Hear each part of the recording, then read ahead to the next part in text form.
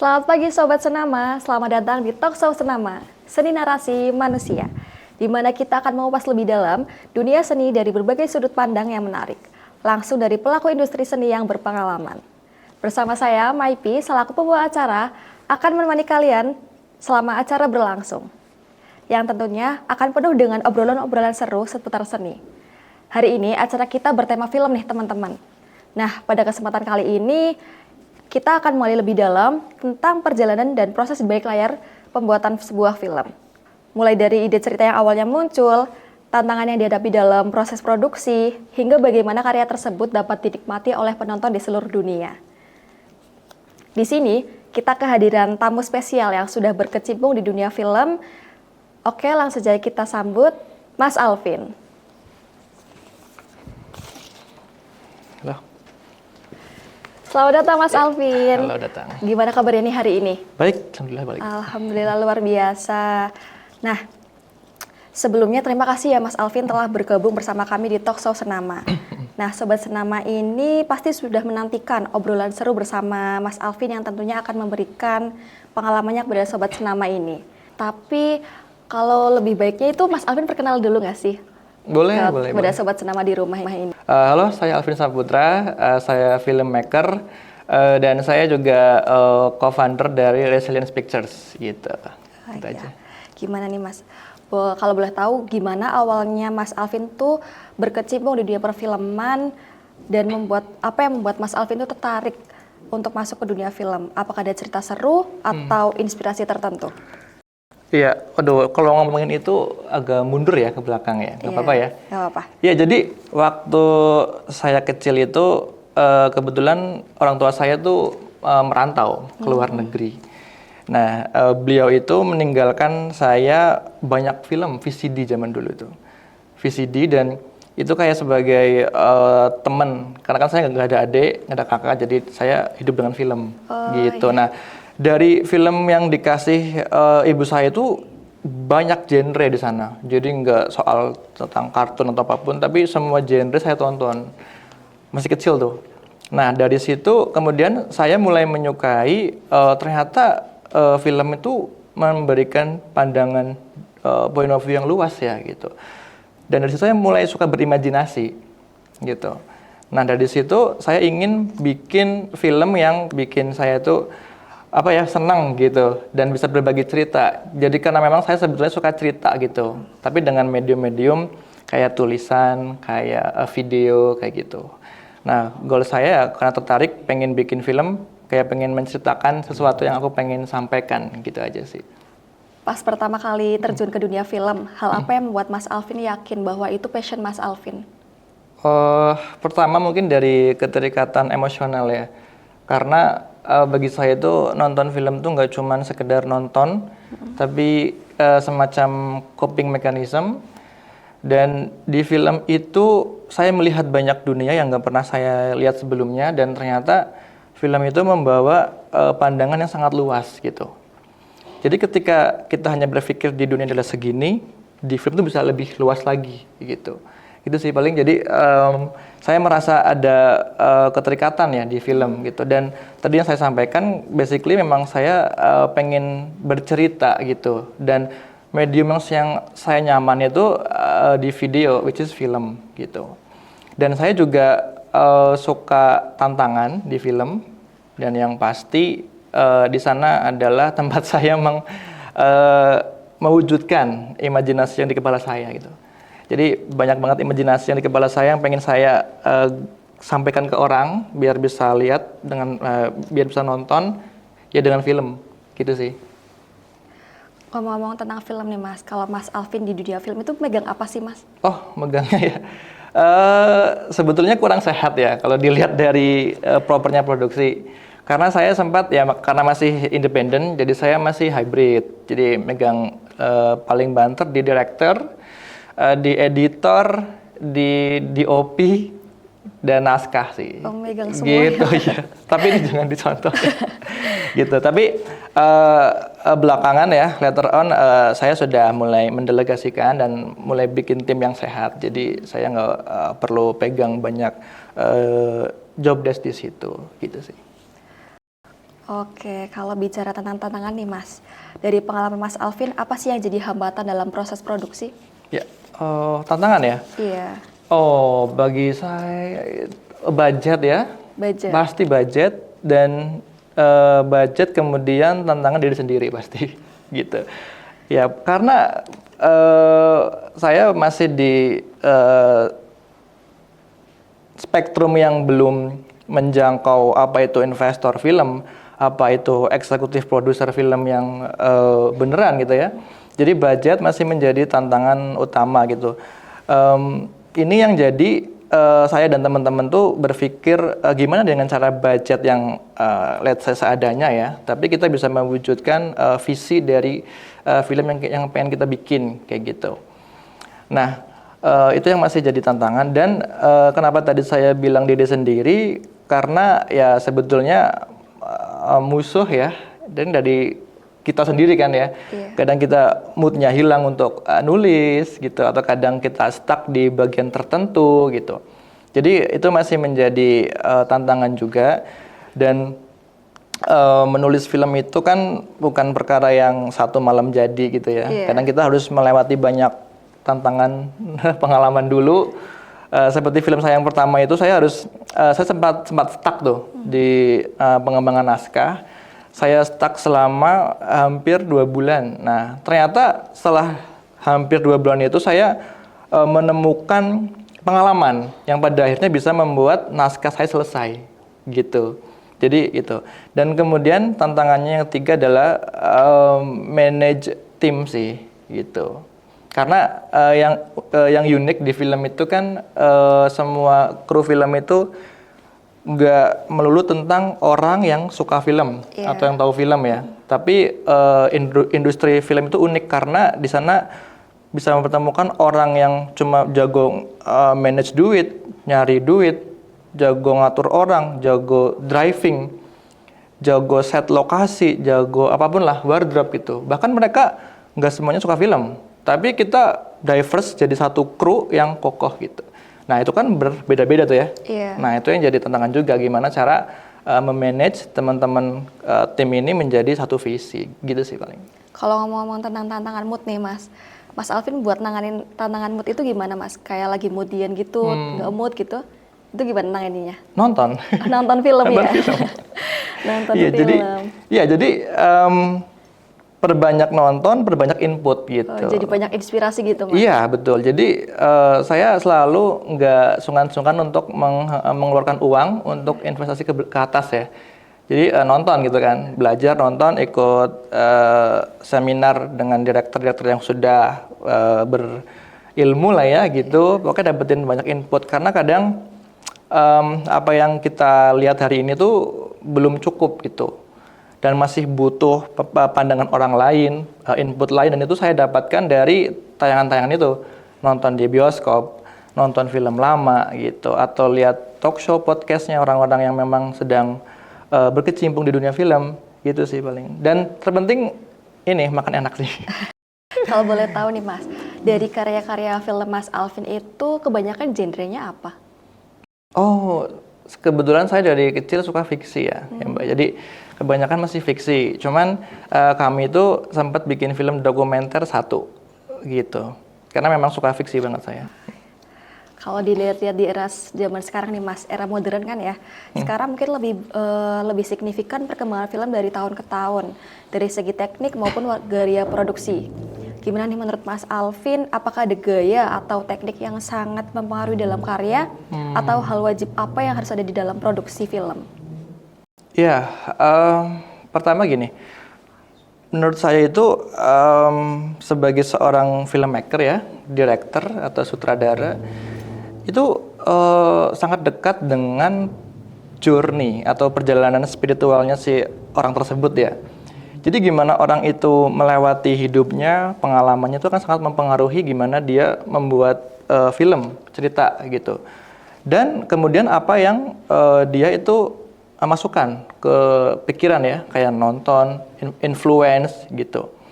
Dan yang pasti adalah kita harus punya yang namanya mungkin bisa dibilang, kalau saya bilang itu North Star ya, atau panutan gitu.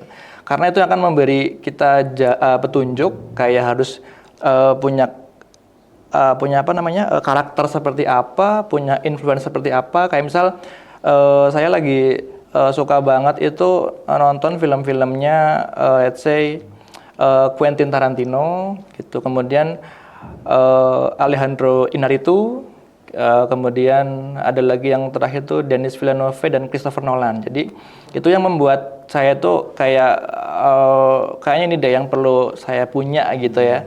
Dan tentunya kemampuan untuk ber-storytelling gitu.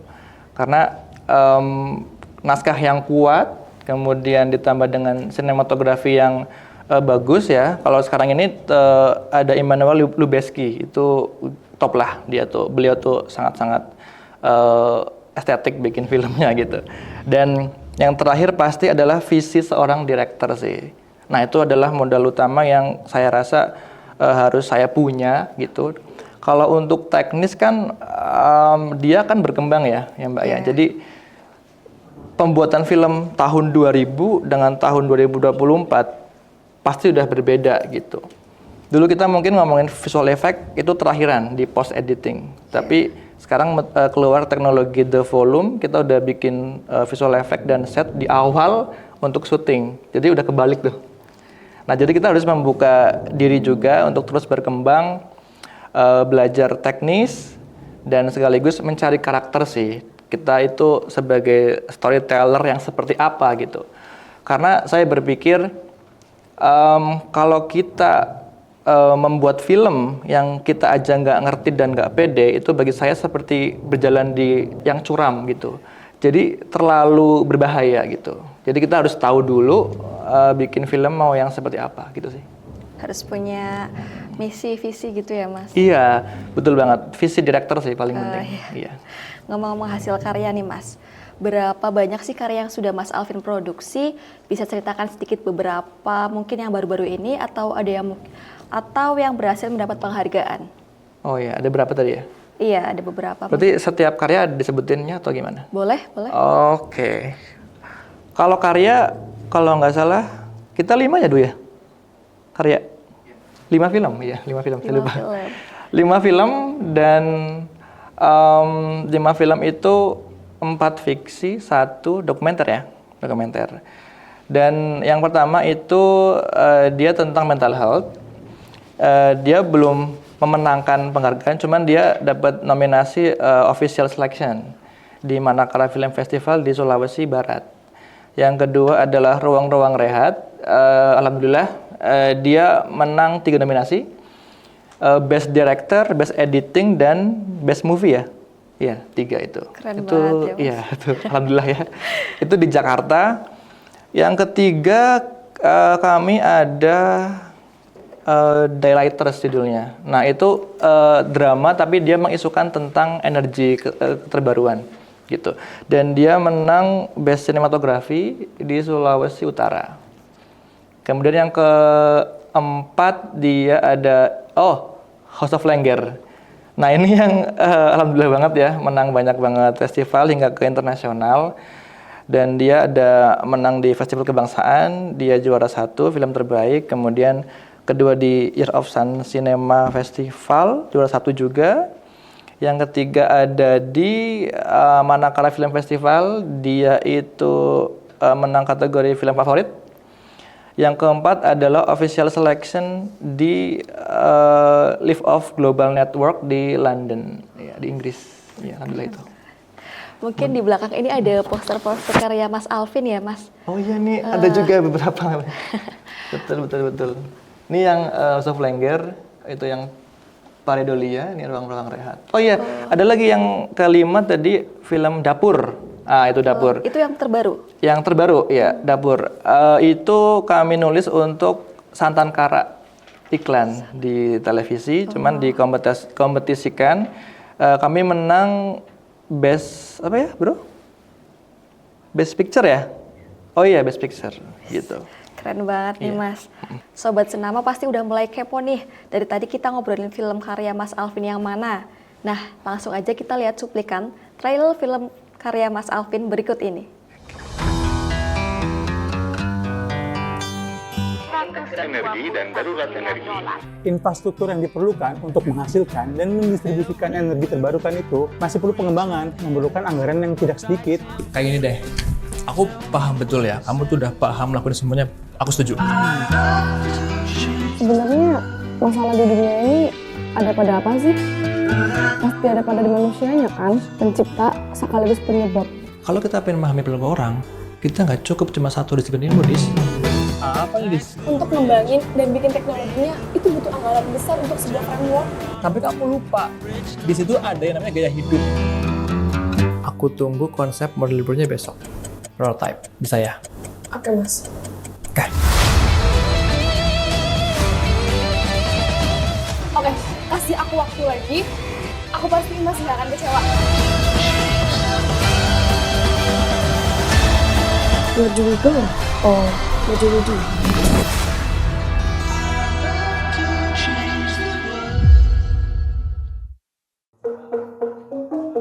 Lengger, bahwa lengger ini dari dua kata, suku kata leng dan jengger, bahwa leng itu artinya lubang atau yang diartikan ke perempuan, dan jengger ini ayam jantan atau mahkota ayam jantan itu yang diartikan sebagai identitas laki-laki. Ternyata yang nari cowok kayak unik aja gitu, jadi saya tertarik, mungkin panggilan.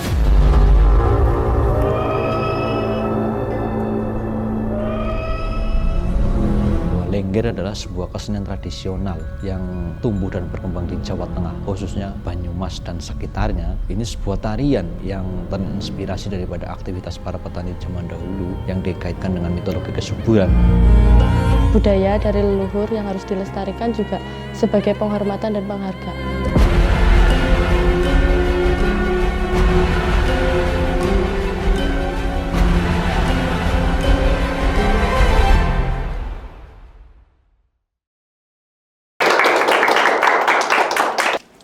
Wah, keren banget ya Sobat Senama. Dilihat dari trailer filmnya aja udah bagus banget. Kalau boleh tahu nih Mas, kita mau kalau misalnya mau nonton filmnya tuh di mana nih?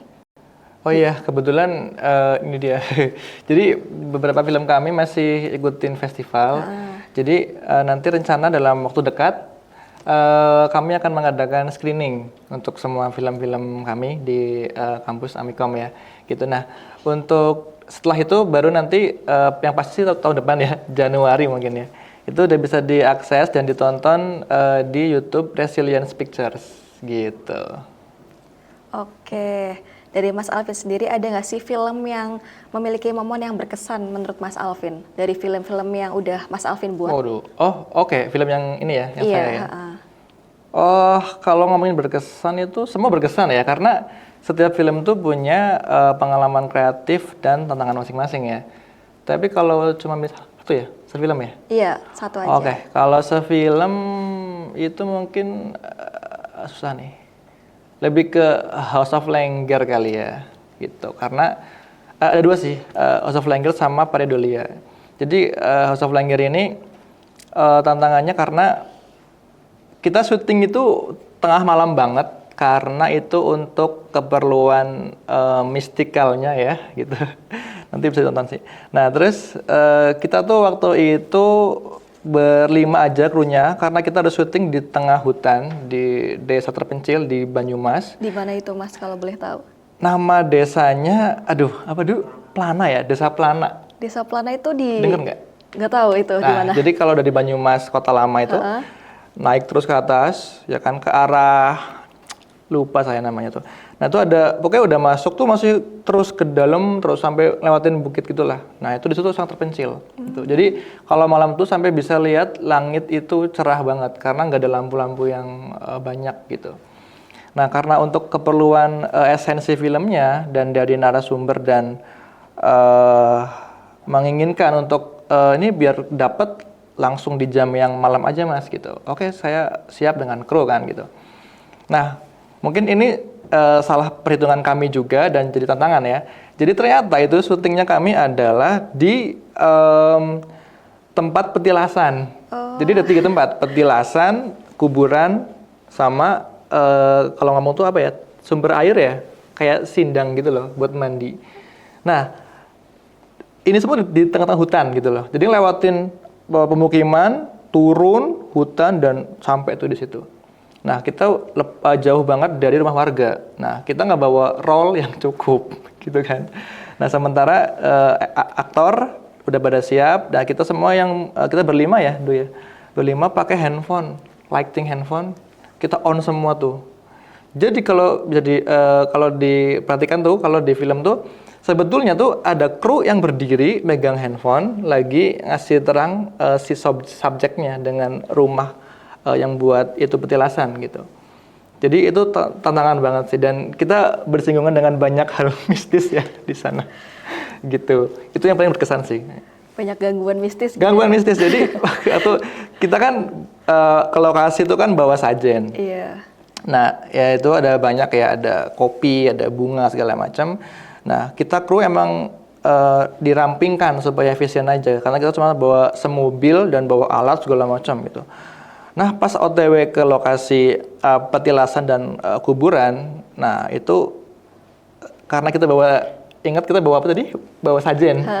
Ternyata itu semua yang nggak kelihatan ikut Datang di gitu. belakang kami semua. Aduh, aku Ngikutin. merinding nih. Itu terjadi dan kru kami itu dia sempat berat sininya. Untung nggak jatuh pingsan atau kenapa-napa ya. Jadi ada adegan di mana di pemakaman itu ada kayak semacam memasang dupa gitu ya. Dupa ya. Ya dengan si juru kuncinya itu. Nah, teman saya ini sudah nggak respon. Dia gaffer dia, megang lighting. Dia hampir aja tuh, ya kan, mau pingsan, tapi waktu lagi action, saya langsung nggak mau menginterupsi adegan, manggil si kru ini kan, namanya Hanu, sini gitu, sini, udah sini. Nah dia langsung sadar kan tuh, ke aku kan matanya, langsung dia ke belakang, udah aman tuh. Dia udah mau itu gitu. Udah mau Udah mau masuk kan. iya. Untung Gitu sih. langsung peka ya Mas Alvin ya. Iya, untung peka. Saya nggak nge-cut adegan, langsung saya ambil tuh kru itu di situ. Nah, kalau pas lagi yang di Sindang itu kan adegannya kan membasuh ya. Nah, itu karena benar-benar di pohon besar, kemudian ada sumber air, itu di jauh banget di bawah sana itu, wah saya sendirian di bawah, kemudian nggak ada lighting, nggak ada apapun. Saya benar sendirian dan kru tuh di atas semua. Jadi cuma ada saya, kamera, dan aktor di sana tuh yang pakai cahaya. Saya di kegelapan. Oh, itu udah nggak karuan sih rasanya. Udah Gitu sih. merinding. Oke, langsung ke pertanyaan selanjutnya aja ya Mas. Mungkin nih dari obrolan kita tadi, dari cerita-cerita Mas Alvin yang udah ceritain tadi, mungkin Sobat Senama di rumah ini banyak yang ingin terjun nih ke dunia film kayak Mas Alvin, tapi masih ragu. Nah, apa pesan khusus dari Mas Alvin untuk Sobat Senama di rumah ini? Oke, pesan ya? Iya. Oke, saya akan mulai dari saya sendiri ya, yang saya alami aja ya gitu. Mungkin pertama ya cetuskan passion dulu, ya kan, karena itu passion tuh dicari ya, kita harus menemukan passion, jadi bukan hanya anugerah gitu ya. Kedua, mulai dari yang terdekat gitu. Jadi kadang kita kan suka sudah terlalu banyak informasi, kita kadang bingung ya mau bikin apa, mau ngambil cerita apa gitu. Bisa berangkat dari karya ide yang happen di kita gitu, yang terdekat aja dulu mulai gitu. Terus yang namanya kreativitas itu kan unlimited gitu ya, infinite gitu, tak terbatas. Jadi nggak ada yang namanya batas di situ. Jadi terus cari, pasti akan menemukan. Jadi ketika kita menemukan dead end gitu ya, jalan buntu, itu bukan berarti selesai gitu. Tapi kita disuruh break, kita harus mundur sedikit, kita harus lihat POV yang lebih luas lagi. Nah, kita akan melihat banyak jalan sih gitu. Dan kemudian jangan takut untuk berkolaborasi. Nah, itu paling penting, berjejaring ya gitu. Kemudian banyakin nonton biar banyak input. Dan yang pasti kalau mau mulai jangan pakai tapi dulu gitu. Langsung ya, Mas. Langsung dulu aja, jangan tapi-tapian. Oke, udah dicatat belum nih Sobat Senama di rumah. Nah, kita udah masuk ke sesi Q&A nih dari Sobat Senama di rumah. Boleh kita baca ini satu-satu.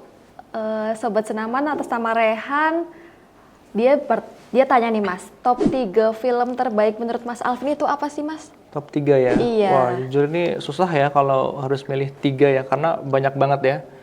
Tapi saya akan coba, oke. yang ketiga dulu ya, Iya, dari Indonesia boleh. nggak apa ya? Nggak apa-apa.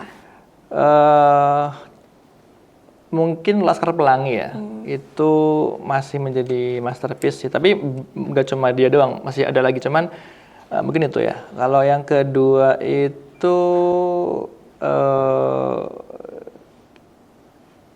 The Dark Knight deh, dari Christopher Nolan.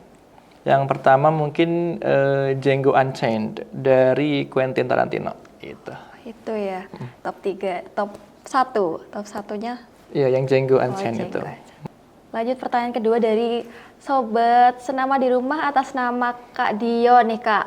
Dia tanya lebih memilih terjun dari jadi aktor atau bekerja di balik layar. Oh, ini harus milih ya? Atau boleh Iya harus dua-duanya? milih, yang lebih milih terjun jadi aktor atau jadi... Oke. Oh dulu waktu kecil saya pengen jadi aktor sebetulnya. Tapi later on udah gede malah pengen jadi di balik layarnya. balik layar. Gitu. Karena lebih seru karena lebih bebas ngatur-ngatur. Lebih banyak tantangan juga ya Mas.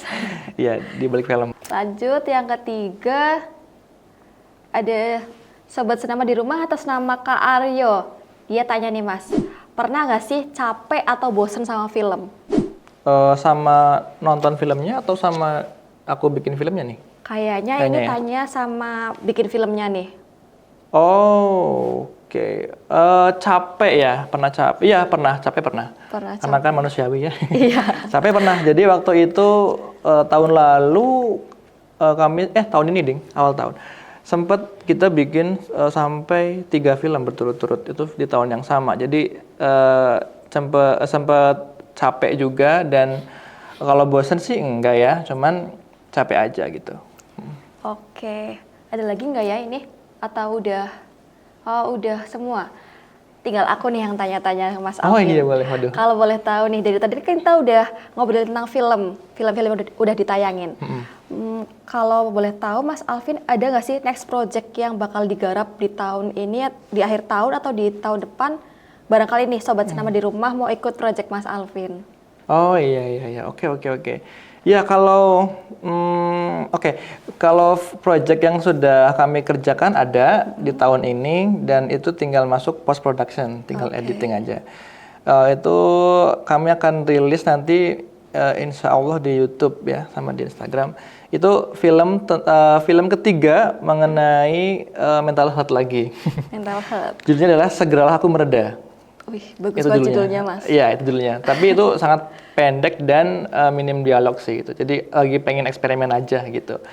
Dan kalau itu project yang tinggal editing dan siap rilis, kalau project tahun depan mungkin insya Allah akan pengen bikin series sih di. Oh ya kan saya juga masuk di Ambul TV. Jadi pengen bikin series sama teman-teman di studios dan ada satu film, tapi kita masih brainstorm sih, belum ketok palu untuk film ini gitu belum. Gitu. Oke. Waktu emang terasa begitu cepat ya Sobat Senama tentang dunia film yang begitu menarik dan penuh dengan cerita ini. Terima kasih banyak kepada Mas Alvin yang telah berbagi ilmu, pengalaman, dan inspirasi yang luar biasa. Semoga dari Sobat Senama bisa mengambil pelajaran yang luar biasa ya dari dunia film yang sudah kita bahas tadi. Saya Maipi, sampai jumpa di episode berikutnya di Senama, Seni Narasi Manusia, hanya di YouTube Ampu TV. Bye-bye. Bye.